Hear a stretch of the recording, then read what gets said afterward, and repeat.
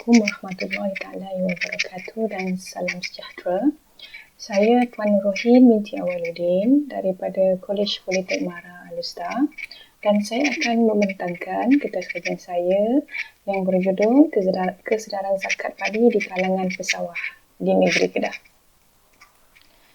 Sedikit latar belakang kajian. Zakat berasal daripada perkataan zakafia yang bermaksud bersih, suci, subur, berkat dan berkembang kepada pembayar zakat dan penerima zakat.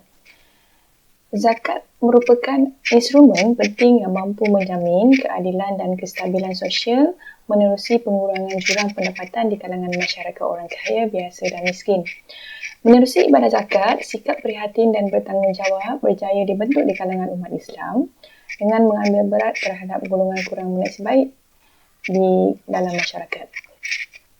Firman Allah Subhanahu Wa Taala kewajipan zakat dalam surah An-Nur ayat 56 yang bermaksud, dan dirikanlah kamu akan sembahyang serta keluarkanlah zakat dan taatlah kepada Rasul supaya kamu beroleh rahmat.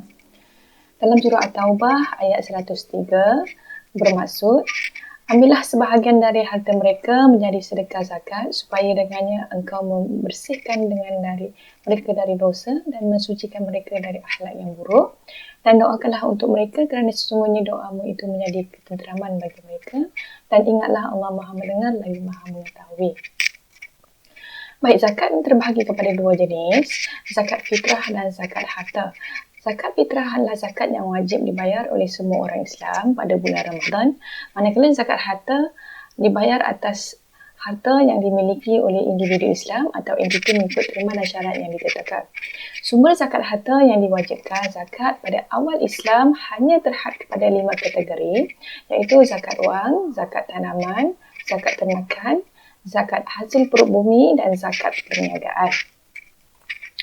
Jika kita melihat senario di Kedah, seperti yang kita sedia maklum, negeri Kedah merupakan negeri jelapan padi Malaysia yang mana hasil pertanian utamanya adalah padi atau kita panggil beras.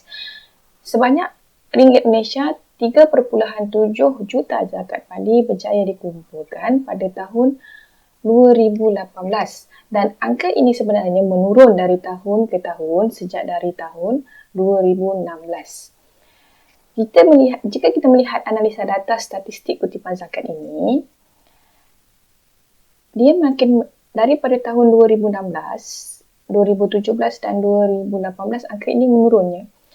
Dan jika kita lihat zakat padi pada tahun 2018 menunjukkan 2.12%, iaitu 3.8 juta, dan manakala zakat pendapatannya adalah yang paling tinggi iaitu 62.41%. Kita melihat definisi zakat pertanian.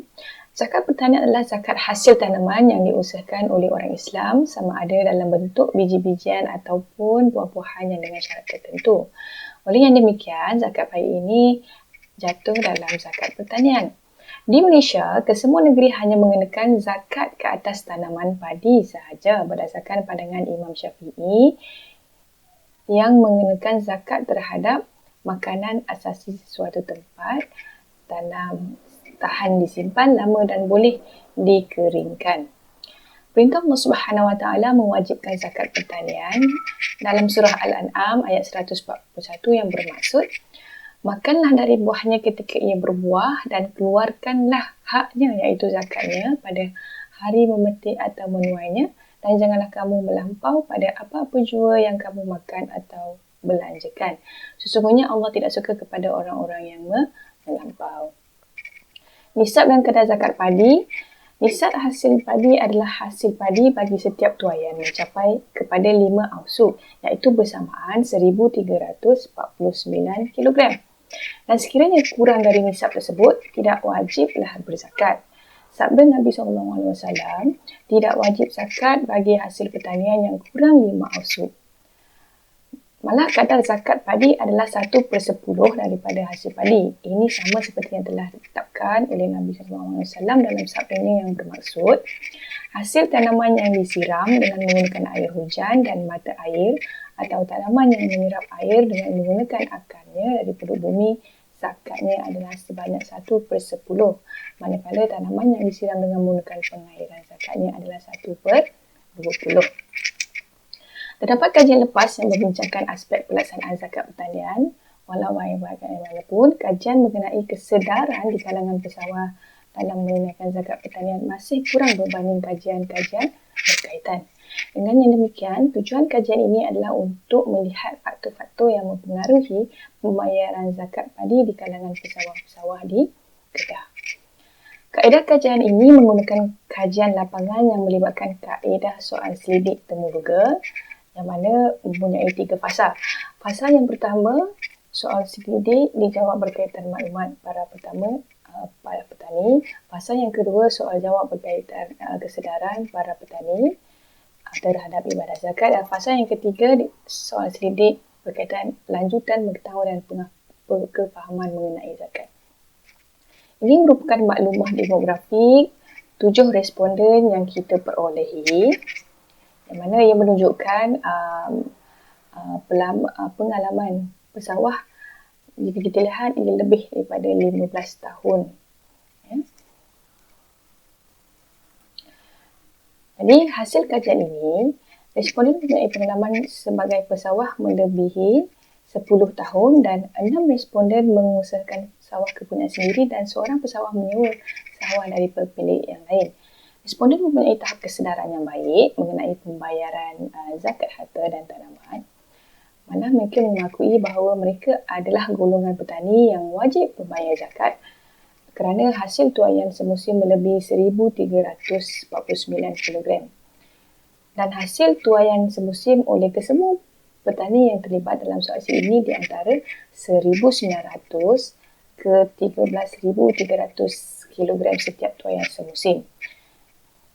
Hanya seorang responden melaksanakan pembayaran zakat melalui Lembaga Zakat Negeri Kedah, manakala 6 responden melaksanakan pembayaran zakat kepada golongan asnaf yang tinggal di kawasan berdekatan. Jadi di sini kesimpulannya, kebanyakan pesawah mempunyai tahap kesedaran yang baik mengenai pembayaran zakat harta dan tanaman. Kajian ini mendapati kebanyakan pesawah mengeluarkan zakat di sekitar kawasan tempat tinggal mereka. Bagi mereka, mengeluarkan zakat secara langsung dan terus kepada golongan yang memerlukan adalah lebih memberi kepuasan, kepercayaan dan keyakinan. Malah terdapat pesawah yang mempersoalkan sekiranya mereka mengeluarkan zakat melalui pihak zakat, adakah pihak zakat benar-benar menyalurkan kepada golongan yang memerlukan? Jadi di sini dapat disimpulkan mengapa kutipan zakat semakin berkurangan dan terendah setiap tahun. Ia bukanlah disebabkan oleh kurang kesedaran ataupun kurang maklumat, tetapi ia disebabkan oleh kebanyakan pesawah mengeluarkan zakat di sekitar kawasan mereka sendiri.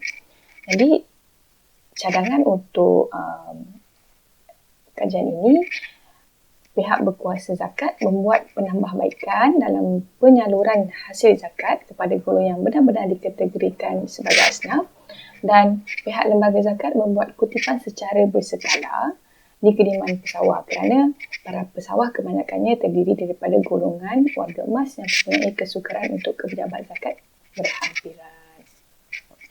Itu saja pembentangan saya pada kali ini. Wallahualam. Terima kasih.